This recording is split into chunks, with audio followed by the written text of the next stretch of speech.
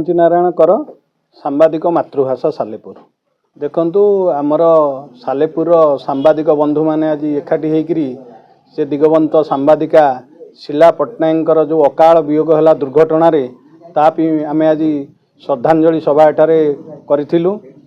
श्रद्धांजलि सभा करवाटा जेतिकी बड़ कथा नुहे तांको भली जणे साहसी नारी जे कर्तव्यपरायण कर्तव्यनिष्ठ भाव में सांबादिकता करुथिले से एक दुर्घटन प्राण हराइले।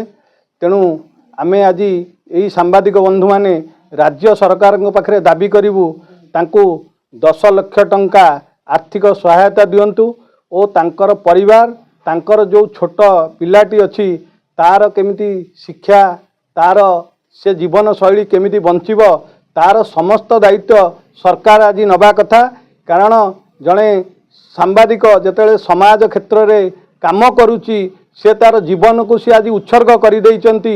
से कार्यरत कार्य को आसिया समय ही दुर्घटना होती आउ ए दुर्घटना से रास्ता कड़े जिते बाली जमी थिला से बाली भितर से गाड़ी पशि जीवार से दुर्घटना होती।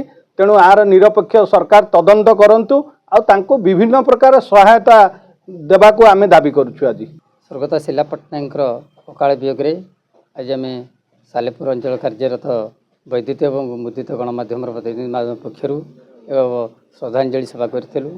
ए कार्यक्रम रे आम अंचल बहु गणमाध्यम प्रतिनिधि माने जोगदेते। निश्चित भाव में आम मानक एवं सारा राज्य एक दुखद घटना कहले अत्युक्ति हम ना।